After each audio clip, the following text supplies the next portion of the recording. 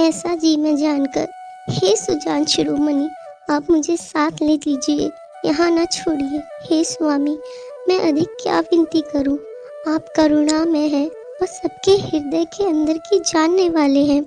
हे दीन बंधु, हे सुंदर, हे सुख देने वाले, हे शील और प्रेम के भंडार, यदि अवधि तक मुझे अयोध्या में रखते हैं तो जान लीजिए मेरे प्राण नहीं रहेंगे। क्षण क्षण में आपके चरण कमलों को देखते रहने से मुझे मार्ग चलने में थकावट न होगी। हे प्रियतम, मैं सभी प्रकार से आपकी सेवा करूंगी और मार्ग चलने से होने वाली सारी थकावट को दूर कर लूंगी। आपके पैर धोकर पेड़ों की छाया में बैठकर मन में प्रसन्न होकर हवा करूंगी। पसीने की बूंदों सहित शाम शरीर को देखकर प्राणपति के दर्शन करते हुए दुख के लिए मुझे अवकाश ही कहाँ रहेगा। समतल भूमि पर घास और पेड़ों के पत्ते बिछाकर यह दासी रात भर आपके चरण दबावेगी। बार बार आपकी कोमल मूर्ति को देखकर मुझको गर्म हवा भी न लगेगी। प्रभु के साथ मेरी ओर देखने वाला कौन है? जैसे सिंह की स्त्री को खरगोश और सियार नहीं देख सकते, मैं सुकुमारी हूँ और नाथ वन के योग्य है। आपको तो तपस्या उचित ही है और मुझको विषय भोग। ऐसे कठोर वचन सुनकर भी जब मेरा हृदय ना फटा तो हे प्रभु, ये पामर प्राण आपके वियोग का भीषण दुख सहेंगे। ऐसा कहकर सीता जी बहुत ही व्याकुल हो गईं। वे वचन के वियोग को भी न संभाल सकी। उनकी यह दशा देखकर श्री रघुनाथ जी ने अपने जी में जान लिया, हठपूर्वक इन्हें यहाँ रखने से ये प्राणों को ना रखेंगी। तब कृपालु सूर्य कुल के स्वामी श्री रामचंद्र जी ने कहा, सोच छोड़कर मेरे साथ वन को चलो। आज विषाद करने का समय नहीं है, तुरंत वनगमन की तैयारी करो। श्री रामचंद्र जी ने प्रिय वचन कहकर प्रियतमा सीता जी को समझाया। फिर माता के पैरों लगकर आशीर्वाद प्राप्त किया। माता ने कहा, बेटा, जल्दी लौटकर प्रजा के दुख को मिटाना और यह निठुर माता तुम्हें भूल न जाए। हे विधाता, क्या मेरी दशा भी फिर पलटेगी? क्या अपने नेत्रों से मैं इस मनोहर जोड़ी को फिर देख पाऊंगी? हे पुत्र, वह सुंदर दिन और शुभ घड़ी कब होगी जब तुम्हारी जननी जीते जी तुम्हारा चांद सा मुखड़ा फिर देखेगी? हे तात, वत्स कहकर, लाल कहकर, रघुपति कहकर, रघुवर कहकर मैं फिर कब तुम्हें बुलाकर हृदय से लगाऊंगी और हर्षित होकर तुम्हारे अंगों को देखूंगी। यह देखकर कि माता स्नेह के मारे अधीर हो गई है और इतनी अधिक व्याकुल है कि मुंह से वचन नहीं निकलता, श्री रामचंद्र जी ने अनेक प्रकार से उन्हें समझाया। वह समय और स्नेह वर्णन नहीं किया जा सकता।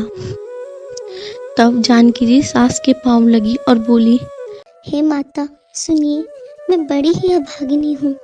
आपकी सेवा करने के समय देव ने मुझे वनवास दे दिया, मेरा मनोरथ सफल न किया। आप शोक का त्याग कर दें, परंतु कृपा न छोड़िएगा। कर्म की गति कठिन है, मुझे भी कुछ दोष नहीं है। सीता जी के वचन सुनकर सास व्याकुल हो गईं। उनकी दशा को मैं किस प्रकार बखान कर कहूँ। उन्होंने सीता जी को बार बार हृदय से लगाया और धीरज धरकर शिक्षा दी और आशीर्वाद दिया, जब तक गंगा जी और यमुना जी में जल की धारा बहे तब तक तुम्हारा सुहाग अचल रहे। सीता जी को सास ने अनेकों प्रकार से आशीर्वाद और शिक्षाएं दी और वे बड़े ही प्रेम से बार बार चरण कमलों में सिर नवाकर चली।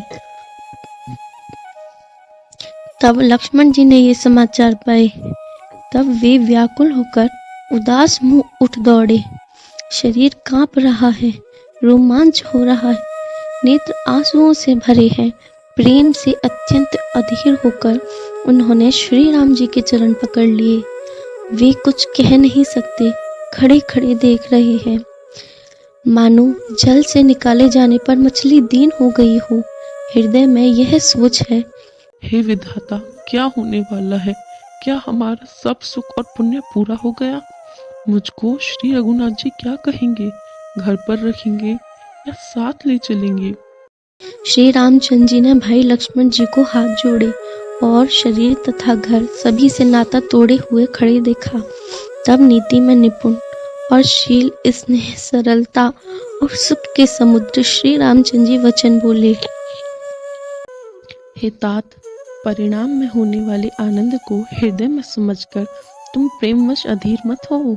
जो लोग माता, पिता, गुरु और स्वामी की शिक्षा को स्वाभाविक ही सिर चढ़ाकर उसका पालन करते हैं, उन्होंने ही जन्म लेने का लाभ पाया है, नहीं तो जगत में जन्म व्यर्थ ही है। हे भाई, हृदय में ऐसा जानकर मेरी सीख सुनो और माता पिता के चरणों की सेवा करो। भरत और शत्रुघ्न घर पर नहीं है, महाराज वृद्ध है और उनके मन में मेरा दुख है। इस अवस्था में मैं तुमको साथ लेकर वन जाऊं तो अयोध्या सभी प्रकार से अनाथ हो जाएगी। गुरु, पिता, माता, प्रजा और परिवार सभी पर दुख का दुस्सह भारा पड़ेगा। अतः तुम यहीं रहो और सबका संतोष करते रहो, नहीं तो हे तात, बड़ा दोष होगा। जिसके राज्य में प्यारी प्रजा दुखी रहती है, वह राज्य अवश्य ही नरक का अधिकारी होता है। हे तात, ऐसी नीति विचार कर तुम घर रह जाओ। यह सुनते ही लक्ष्मण जी बहुत ही व्याकुल हो गए। इन शीतल वचनों से वे कैसे सूख गए, जैसे पाले के स्पर्श से कमल सूख जाता है।